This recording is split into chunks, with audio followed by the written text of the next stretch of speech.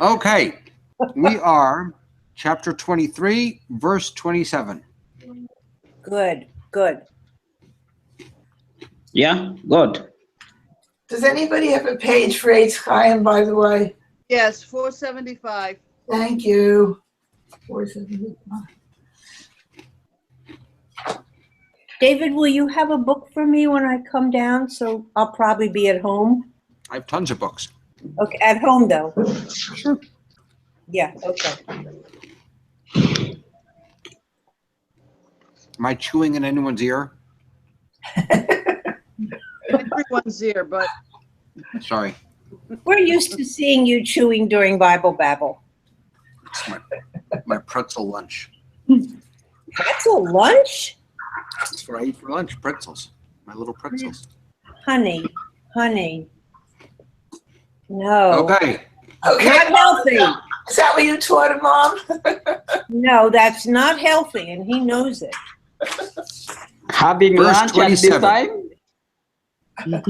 Well, for us, this Yeah. time is lunchtime. For you, it's the middle of the night. For us, it's lunchtime. For me, it's breakfast. No. He says it's just beginning of the night here. Oh. Is it 9 o'clock? Right now? Yeah. 7. No, right now it's 7 already. 7. All right. Lenore, you want to read?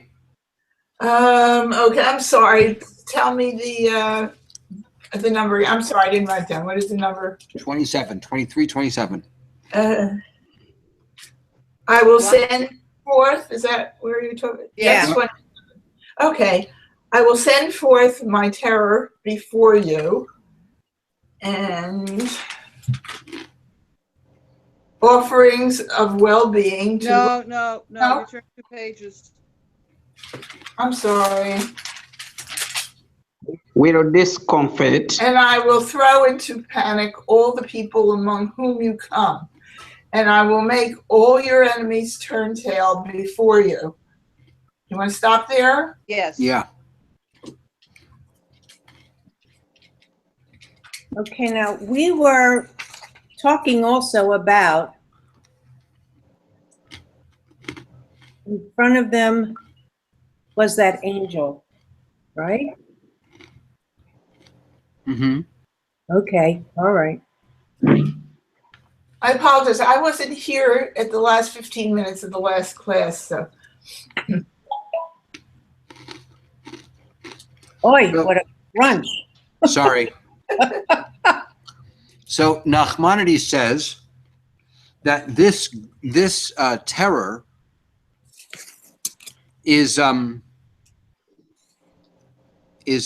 matched to the good. So the good that God does for them is matched by the evil that God will do to their enemies. Is that quid pro quo? Is that how you'd say it? Maybe. Yeah. So I have a comment. Aleph Orecha, or Oref, Elecha Oref, which Eitz Chaim translated to what? Turn tail, but it's really turn their back to you, or is that not the right translation? I have turned the neck. Yeah, I think it's the nape of the neck. So they'll turn around and the Yeah. nape of their neck will be facing you. Okay, which is a vulnerable spot, right? Yeah. That's interesting. You're saying they chose, so it's not just they'll be running away. You're saying the Torah actually chose a vulnerable spot to describe that. I'm wondering if that's It's a good question, huh? Yeah, it's nice.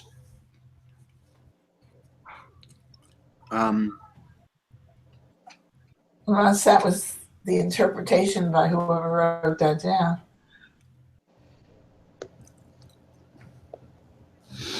That's all I've got. yeah. That's all I have either. Also, so Okay. It looks like Rashi has got humongous amounts of information here. on 27. And you're all saying you only have a little bit? All I had was that, you know, the neck. Well, he has a thing about the word a mistranslation.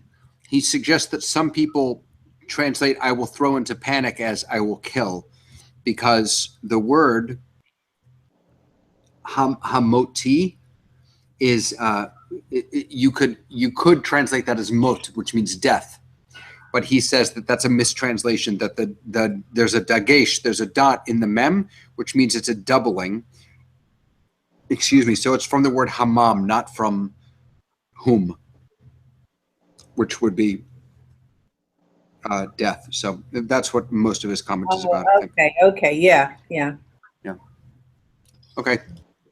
You want to go ahead? Yes? No? Yes. Okay. I will send a plague ahead of you, and it shall drive out before you the Hivites. The Hivites? Is that Hivites? Is that right? The Canaanites and the Hittites. But okay, so that's interesting because Eitz Chaim says a plague. My book says a hornet swarm. Right. It says this is a reference to a particular species of hornet. Yeah. Yeah, it says this was a species of poisonous insect that stung the Canaanites in the eyes, causing them to become ill and die. It affected the Hivites and Canaanites, the nationalities that dwelt in the lands of Sichon and Og, east of the Jordan. As for the Hittites, they lined the west bank of the Jordan, and the Tzira miraculously spewed its poison across the river at them. Right. That's from Ram. Mm-hmm. In the plain sense, Ramban comments that God dispatched swarms of these insects to rout those that took refuge in fortified cities.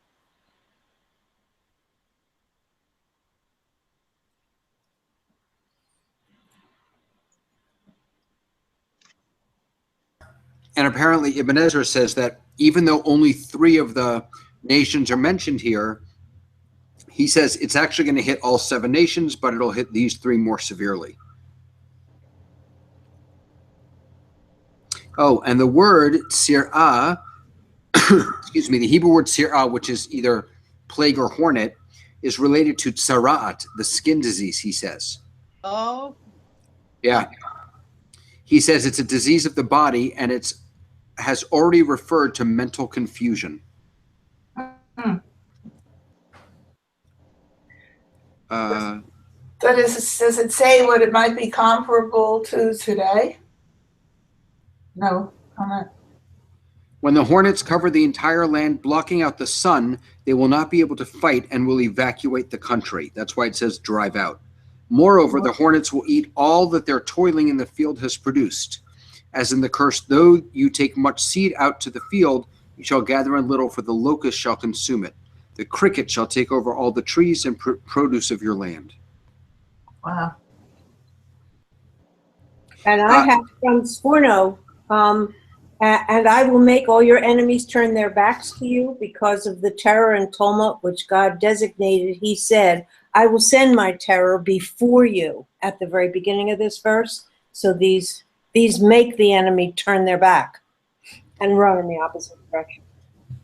So Nachmanides goes on to say, again, that mentioning these 3 is actually shorthand for meaning all 7 nations, but he says that most of these nations didn't die in battle, but remained fortified in their strongholds where only this form of death could reach them.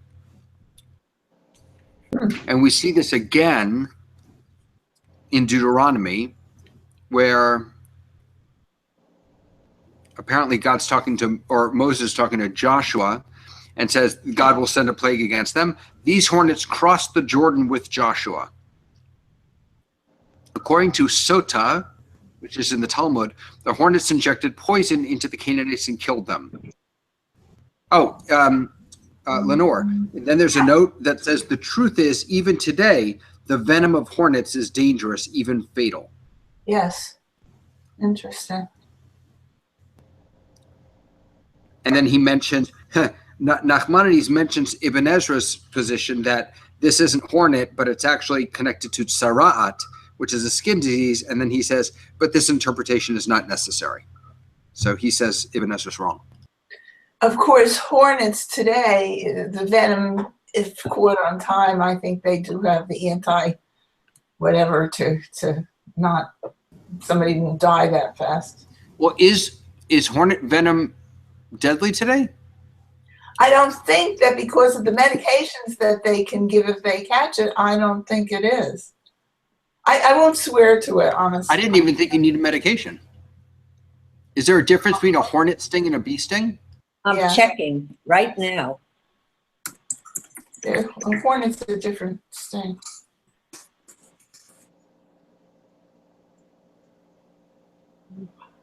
There's a hornet, there's a wasp, and there's a bee, and I think they're all different. For a bee, a sting is all or nothing. The bee loses its stinger and injects a relatively large volume of venom, typically 50 micrograms. A wasp, which retains its stinger, injects from 2 to 15 micrograms, but it can do it many times. Chemically, the venoms are quite different, though the effects are similar. And they seem to mix up the wasp and the hornet here. And they're two different species. They're two different kinds of bug. Yeah.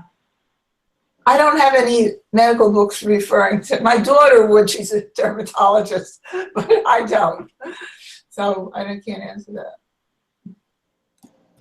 Okay, That's all I have. let's keep going. Okay. I will not drive them out before you in a single year, lest the land become desolate and the wild beasts multiply to your hurt. It's so interesting. Mine says the same thing, but it says it in the positive. I will drive them out. But the Hebrew says I will not. I don't know why they changed it to positive here. But it tells you, from here it tells you, I'm sorry. Go ahead, Arisha. I said, I will not drive them out from before you in 1 year. Yeah? That's right. I have that too. That's what I. Right, but mine reads in the positive. I will drive them out before you little by little. It's just interesting why the translation changed it from negative. It's saying the same thing, but it switches it from negative to positive. And it goes on. Say, wait a minute, that's interesting because Eitz Chaim has that translation in verse 30. Oh, maybe I'm looking at the wrong verse. I'm looking at the wrong verse. Okay. Sorry. Situation. I'm looking at the wrong verse. Sorry. Were you further ahead? I was looking at verse 30. Sorry. He was into his pretzels. I was focused on my pretzel. Sorry. Verse 29, Rabbi. Okay, should I read 30? Are you finished chewing, Rabbi? I'm muting in between chews. Hold on a second.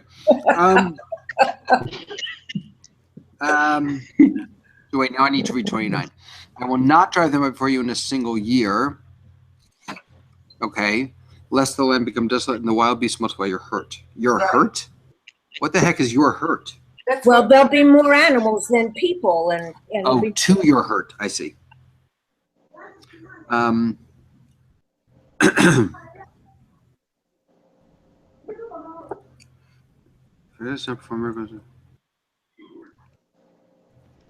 Listen to this.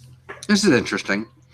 Sadia reads the last phrase of the verse to say that the multiplying of the beasts upon you, as it literally says, would be a signal of the moment when God would send the plague. He reasoned God would prevent the wild beasts from multiplying. But we find this explanation unnecessary. For God, here's the important part, for God does not perform miracles except to confirm that a certain person is his messenger. God only performs miracles to confirm that a certain person is God's messenger. What's the point of that here, though? I don't. Is something forthcoming soon that's going to give us another story? No, I think that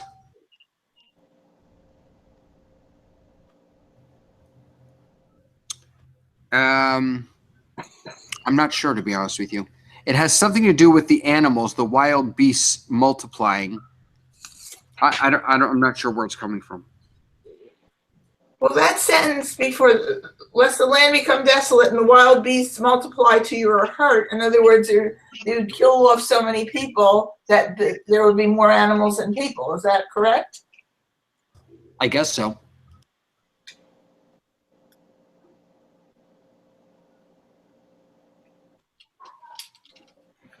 So you want to go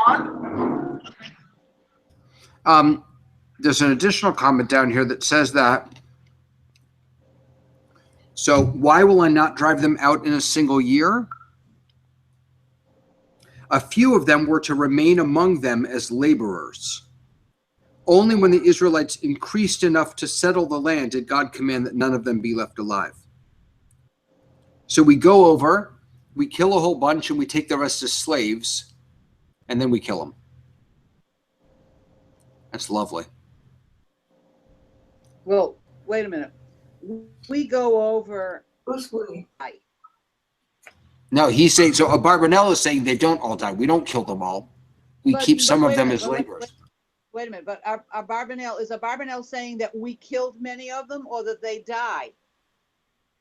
Because they're supposedly dying from the hornets that God is sending. Right. I hear your question. Yes, and because who was it who said that? Wait a second. Where is it?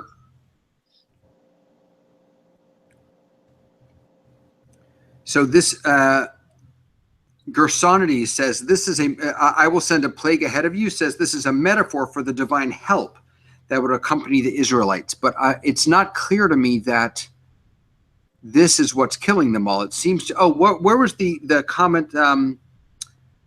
Here we go. Here. In my opinion, this is Nachmanides. In my opinion, most of these nations did not die in battle, which means that there was a battle. The Israelites did go into battle, but that those who did not die in battle. Hi, Andrew.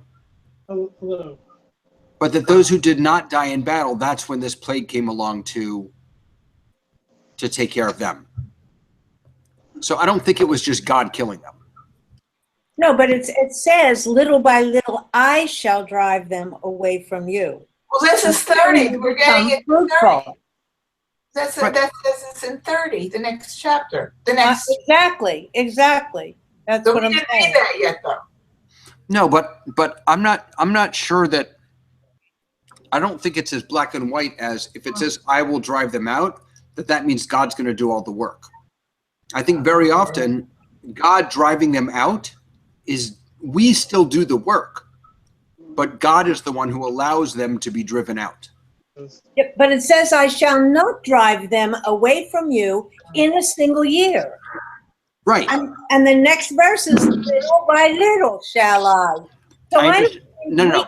But what we're debating is, are we the ones doing the fighting, or is God doing the fighting? We're not debating no, and I'm saying that I don't think it's that simple.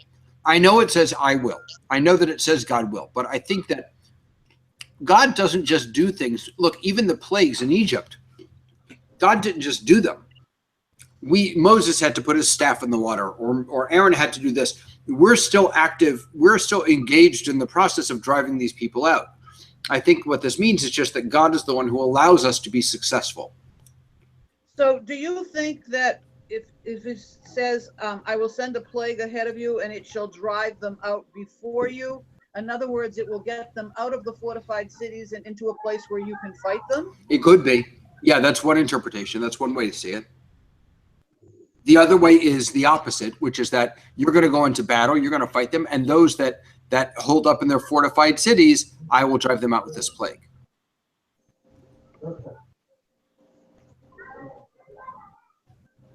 Just a thought. Okay, let's do 30. I will drive them out before you, little by little, until you have increased and possessed the land. Huh, that's interesting. Why is it saying that little by little? Why do you think Hashem is saying little by little? I think Hashem has our ability to do it once, but why is it mentioned little by little? Right. So the commentaries that I have say that goes back to the idea that it's going to take them time to settle the land. So Ibn Ezra says, little by little, until you are fruitful enough to settle the land, which means if you drive everyone out now, you won't be able to settle the land. You need these people to work the land. You need them to be laborers. So keep some of them around until you grow and expand and can work the land yourselves, and then you get the rest out.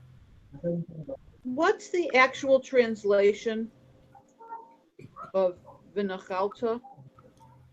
Of what? Possess. Or A nachala. Brad, A nachala is a what's it called once? An inheritance okay, because my translation, or possession.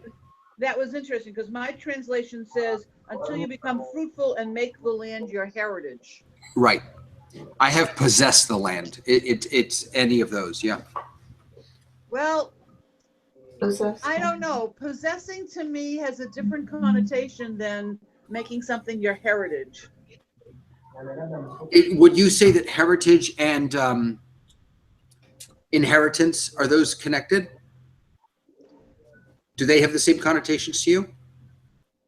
The inheritance makes you on the receiving end. Heritage makes you on the Yeah. giving end. You're more part of the chain. Right. You're an active part of the chain. Yeah. Right. Yeah. And Yeah, possess is even more active. Well, I don't know. Because possession is current, but it doesn't seem to have anything to do with moving forward to me. Right. Heritage and inheritance both have a movement aspect to them. Yes. Possession doesn't. If I possess something, I just have it. For me, it doesn't. Right. Yeah, no, that's beautiful. That's really nice. That's very nice. And in a way, you know, I could make an argument for both being appropriate in this context because God wants us to possess this land and not pass it on. I mean, pass it on to our children, but God's basically giving it to all of Israel in this moment, and it doesn't pass on from all of Israel. Right? It remains our possession. So is it an inheritance? Well, it's not really an inheritance because we win it through battle. Right. I was gonna We say, another don't. part of Go ahead, Andrew. possession is that it is yours unless it is taken from you in a way. Beautiful. Where That's- You have to protect a possession. You don't have to protect a heritage. Well, I shouldn't say that. Inheritance. yeah, Yeah, you have to protect it, but not from takeover. Not from thieves. Right. Right. So You when have to care for it to make it continue. right, in the priestly blessing where it says Yivarechecha Adonai v'yishmerecha, Rashi, may the Lord protect and defend you, which is not a good translation. It's really may the Lord bless and guard you. Rashi has a really interesting commentary where he says, what is God blessing us with? What is God protecting us from? And he says, God blesses you with stuff, possessions. And then God guards those possessions. And he likens it to if someone gives you a gift, anybody can give a gift. Right? If I give my children a gift, I can give it to them, but I can't protect that gift from being stolen from somebody else. But when God gives you a gift, God also protects that gift, that possession, from being stolen. That's the meaning of that first verse. Yivarechecha Adonai v'yishmerecha. And it reminded me of this here. The idea that Israel is a possession that God not only gives to us, but will help protect from theft.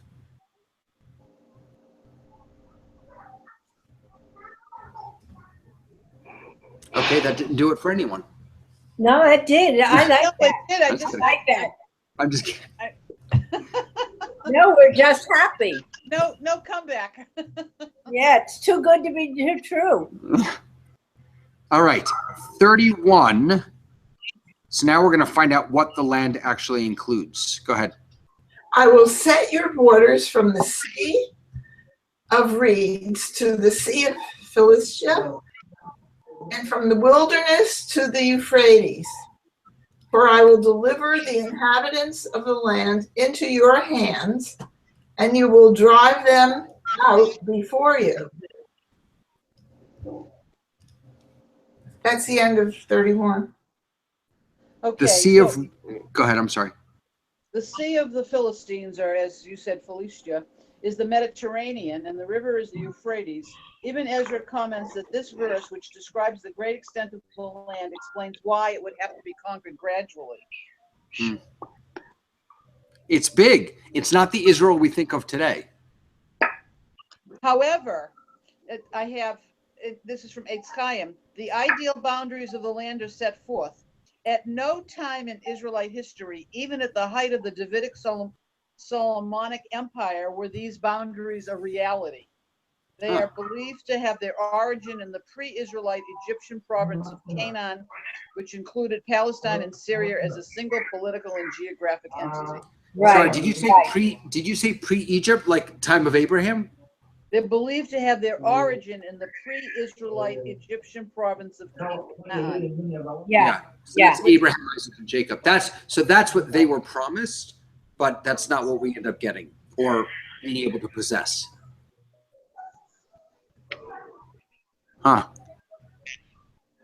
Oh, so that whole idea of our being so small seems more vivid now, because they're talking in terms of land that is much larger than what I had envisioned when we were reading the verse 30. One verse before, I was seeing today's Israel.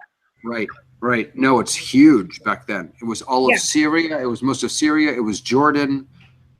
Yeah. Well, because Abraham came, isn't over by the Fertile Crescent? Yes. Yeah. It's just northwest, I believe, of the Fertile Crescent. Yeah. All right. You want 32? I won it. Okay. You shall make no covenant with them and their gods. So Nachmanides interprets that, the first part, make no covenant with them, to mean let a single soul of them live. Meaning, I guess you shall not make any promises to keep anyone alive.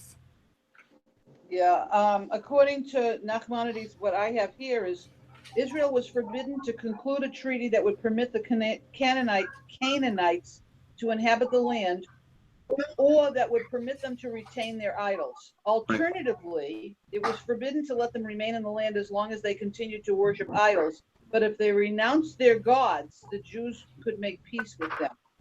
Oh, that's interesting. Also, another thing is Fox's translation is very interesting here in that you are not to cut with them or with their gods any covenant. And then in the footnote says that cut with them is a Semitic idiom for concluding a treaty. Right. Yeah, I have still a covenant. Tichrot is right. Karat is to cut. Yep.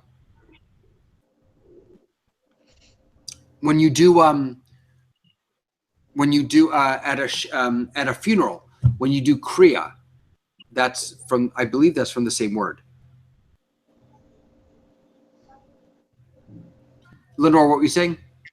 Well, Eitz Chaim, as a note, has the covenant demands exclusive recognition of God as a sovereign king to whom is owed uncompromising loyalty. Hence, a warning against making covenants with the inhabitants is appropriate.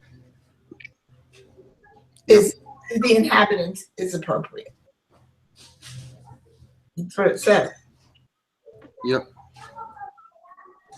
All right, let's finish this chapter. Okay. So that's going to be 32. You shall make no covenant with them and their gods. I guess that's part of the other one. No, No, that's that what is- you just read. Yes. And they shall not remain in your land, lest they cause you to sin against me. For you will serve their gods, and it will prove a snare to you. So that's why they all have to be killed or kicked out. From the beginning of the books of the prophets to the destruction of the first temple, there are repeated instances of Israel succumbing to the temptation of idol worship and the resultant disasters. This, more than any rationalization, shows the power of ancient idolatry over people's minds and why it was necessary for God and Moses to warn repeatedly against it. Yeah. I think that for us, it's probably good to point out. It's hard to see how that's something that, can happen, but obviously it did. Oh, I disagree. You disagree with that? Oh, absolutely. Look at assimilation. This is a warning against assimilation. As soon as you let outsiders in, look at our synagogues. Our synagogues look different. Our services look different. Everything that we do looks different. We cut the corners of our beards. We don't wear yarmulkes outside of that, outside of synagogue. Everything that we do is because of the influence of the other nations amongst whom we live. Don't you think? When you say that, I can see it in a couple of ways, but we were always taught in the past that there are still, especially there are other nations that do believe in one God, and we assume that it's our God because it's one God. Right. I'm sorry. I didn't mean, I wasn't talking about idolatrous nations. I was just talking about influence in general and straying from our path. No, I agree with you. You're right that that in the literal sense, we're not tempted by idolatry necessarily, but in a more figurative sense, I think that we're tempted by it all the time. Well, when you cut it up that way, though, you're thinking really just of Judaism. Yeah. Although you don't have to, you could make the argument in the Christian world and the Muslim world, the Islamic world, that secularism is idol worship. That we have come to worship money. We've come to worship power. We've come to worship scandal. We've come to worship all these things that are not at the core of what it means to be a person of faith. That's interesting because idol worship always was pointed out as, it could be a bug. It was a thing that was living and moving. It wasn't money, which I agree with you is. Well, no, actually, it's the opposite. It's not something that's living and moving.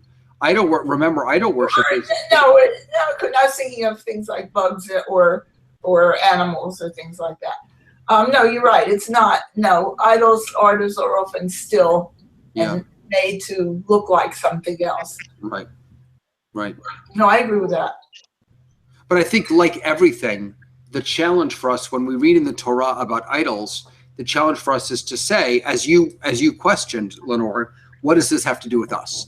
Right? How can I relate to this? Because I don't see idols all over the place. And I would argue that although the idols may look different, and although we may relate to them different, that we still live in a world full of idolatry. There are still Canaanites and Hivites and Hittites all over the place erecting their idols. And this piece of the Torah is saying you've got to get rid of them because they will tempt you and you are going to fall prey to that. And boy, have we ever. And have we ever, Sforno sends us over to Judges 1:29, where it says, and Ephraim drove not out the Canaanites that dwelt in Gezer, but the Canaanites dwelt in Gezer among them. So that we didn't pay any attention to this. So we didn't even follow the command. Yeah. Yeah. Another thing that Fox, I mean, he footnoted back in 29 that I will not drive them out in 1 year. This is the situation at the beginning of the book of Judges after the conquest. Apparently Hashem did not finish the job, and later biblical texts attempt to explain the reason for this. Hashem did not finish the job. No, Ephraim, apparently it was. Wait, who did you say, Andrew? Actually, You said Hashem. You said Hashem did not finish the job, right? Well, it says Yehoshua. Oh, it says Joshua. Okay. I was wondering whose fault it was, us or God's.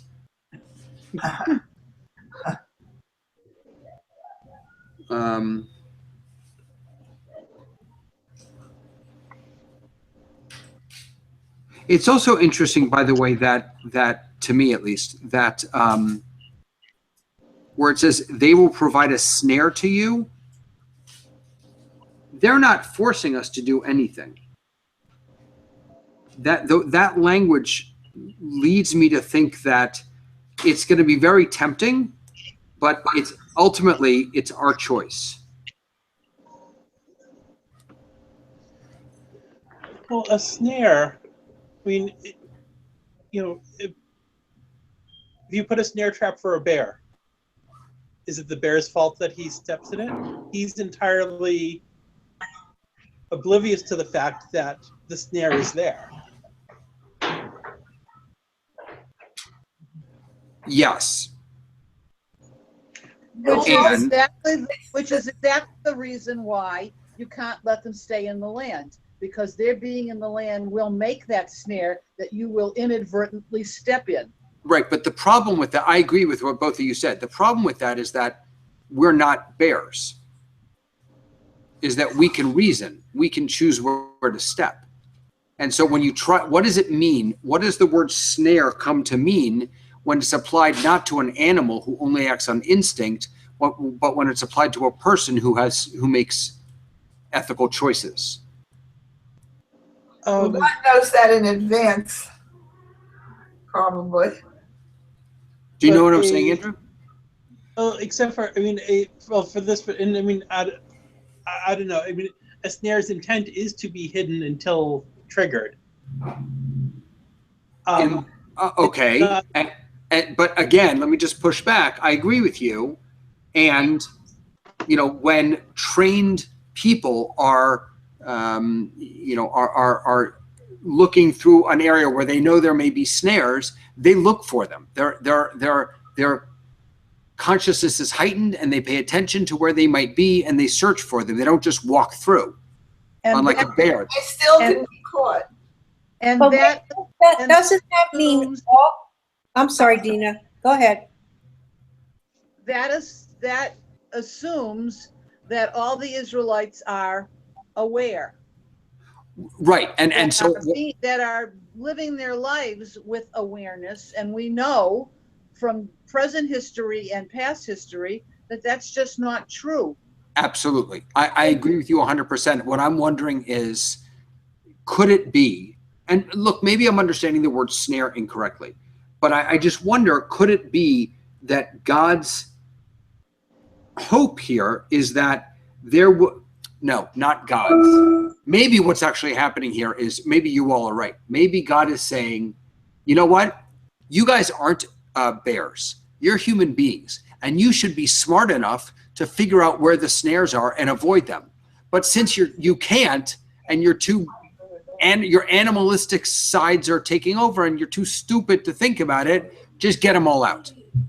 But wait, hold on. Aren't we saying that all human beings from the beginning have free will? We're back there, Dina. We can make a free choice to go into the snare, not to go into the snare, to pay attention, to not pay attention. All of us, the Israelites and their enemies, have this free will. Okay? So I don't think it really narrows down to that it's our decision. Any human being's decision to pay attention or not to pay attention. You know, I think something else to force our enemies to be captured by the quote unquote snares. Something has to happen other than our free will to be snared. Why? Sorry, Freddie, you totally lost me. Yeah, what? I don't understand that either. I'm asking, what is the difference between our enemies and us when these snares are placed around? Okay? I'm seeing physical snares in a woods. Okay? Israelites walk through and they're spared. Our enemies walk through and they're captured by the snares. No, the enemies are the ones setting the snares. The enemies are the ones setting the snares. And The traps are the snares are the things that are going to take us into the practices of the enemy. these are not the, what is verse, wait a minute. They shall not dwell in your land, lest they cause you to sin against me. For For it you will serve you. for you. What? Oh, so it will be, so Hashem is making us smart enough, you're saying, to make the correct choice. No. Doesn't God is saying you're not smart enough to make the right choice, and so get all the snares out. Gotcha. Yeah, get rid of all the temptation so that you Right. won't get trapped. Gotcha. God is saying essentially don't assimilate because you can't handle it. Right. Gotcha. Okay. You can't keep that balance, so you need to just stay in a shtetl. Gotcha. And the question for us today is, was God right? Looks like Right? it. Yeah, It it kind looks of does. It kind of does. If we're to be the sort of people that the biblical Israelites, that it was Right. hoped the biblical Israelites would be. It's interesting. So it's interesting to me that God wouldn't want to train us. Instead of saying, get all the snares out, get all these people out because they're going to tempt you. It's interesting to me that God didn't instead want to train us in how to live with them. Why didn't God want to teach us how to make the right choices? Because Instead of just we're too new at those choices. We're still babies. and we just got out of Egypt. Right. So Yeah. we don't, no side trips, no taking the wrong road, no No. But wait a second. interacting with people But going to take us off the path. No, but wait a second. Isn't this God telling us what we're going to do once we get into Israel? Isn't this God telling us what you're going to do in 40 years?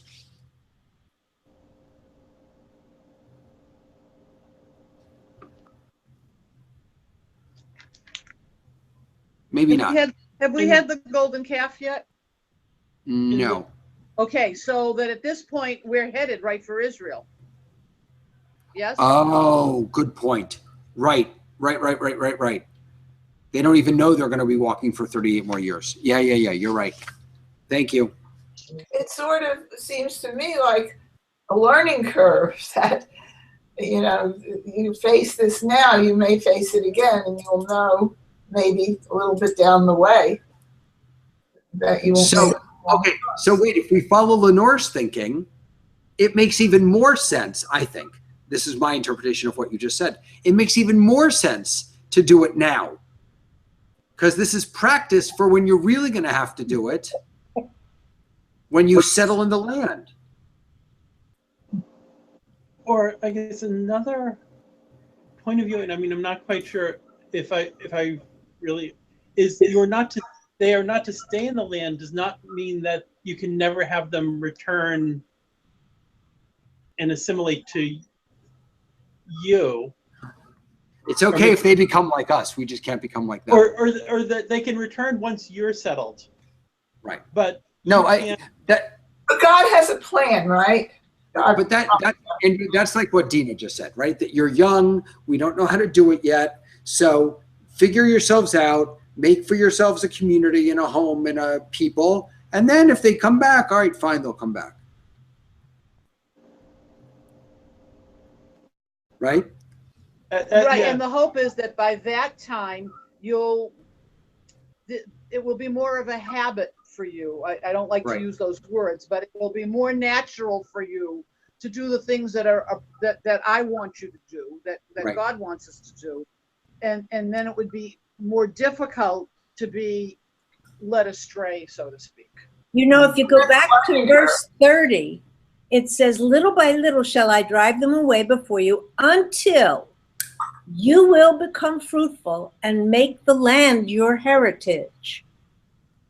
So you could take that word until. That's to a be learning curve. David, what you were suggesting. And if they come back, they'll come back after the land has become your heritage. Okay, now I'm more interested in the little by little. Why, if they are such a threat to us, why does God let any of them stay? If this is really all about not letting them ensnare us in their idol worship, then why let any of them stick around at all for any period of time? To help serve the land. Right, but isn't that dangerous? Probably. But if there aren't enough of them to infect us. Right. And if they are the downtrodden, if they are the lesser, it's less likely that we would pick up their habits. I can't help but think of Israel and the Palestinian population there, and wonder if Israel isn't embodying this whole idea, right? That they are Jews are the majority, and they are secure and strong enough now that even if you have Palestinians living there, they're not going to get us to worship their idols, so to speak. Whereas in America, it's the exact opposite. In America, Jews celebrate Christmas and Easter and Halloween. Because we're the minority and we never had Ownership of this land. Ownership, that's right. This was never our heritage. This land was never our heritage, our possession, or our inheritance.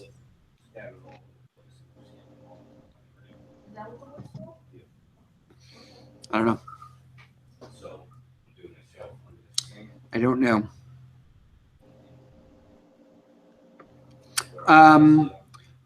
Before we go into the next chapter, which I don't think we should start today, but I want to just read to you. There's I don't know, some of you probably have it, but there's a huge note here on the chapter in general from Rashi, or from who is this? It's Nachmanides.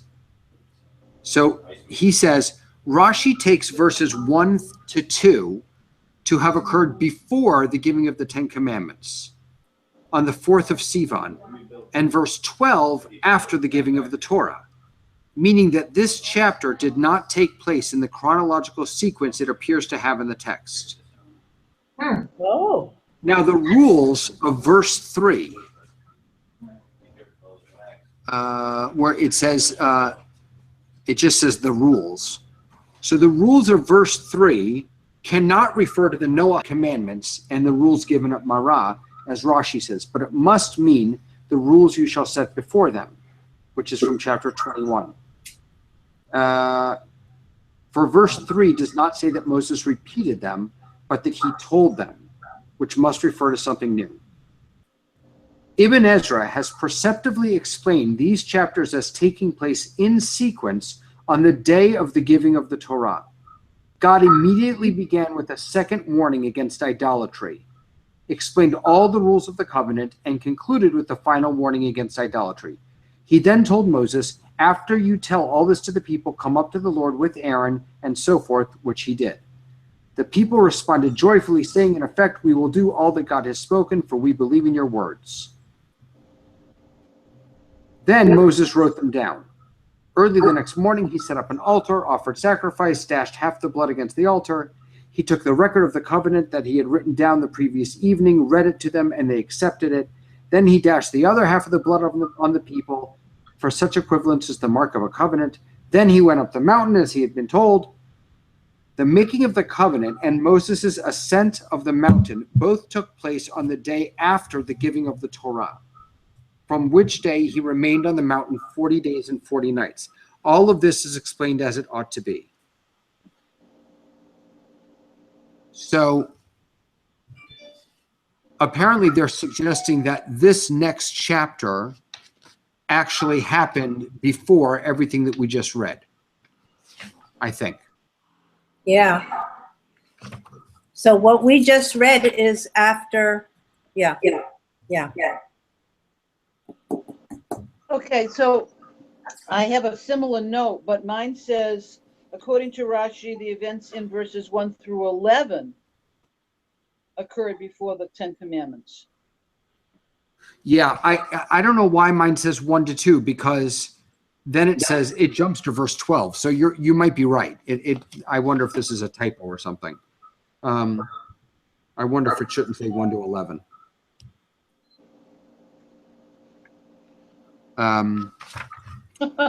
Okay, so there is disagreement, and this is a lot of what you said. There is a disagreement among the commentators regarding when the events in this chapter took place, a disagreement that is found in Mechilta as well. According to Rashi, the events recorded in verses 1 to 11 occurred before the 10 Commandments were given.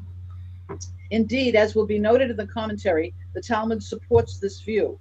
Even though this would mean that the revelation recorded in chapter 20 happened after the narrative given here, 4 chapters later, this is not a problem because of the principle of, and it's on 2 lines, so I don't know which comes first.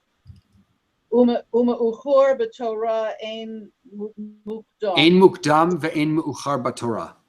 There's no early or late in the Torah. The Torah is not necessarily written in chronological order. Right. Ramban, Ibn Ezra, Rashbam, among others, maintain that these events took place after Israel had received the 10 Commandments and Moses had taught them the laws of the previous 3 chapters. Although they agree that some portions of the Torah are not in chronological order, they avoid such an interpretation unless it is demanded by the context. In this chapter, they do not find it necessary to interpret out of order. Yeah.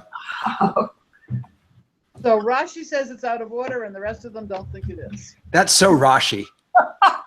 Yeah, but Rashi had a great deal of influence on the Mechilta and the Talmud. So. Absolutely. All right. So next week, chapter 24. We made it. Hey, have a Woohoo. good week. Have a wonderful day, everybody. Have a good week, everyone. Bye-bye.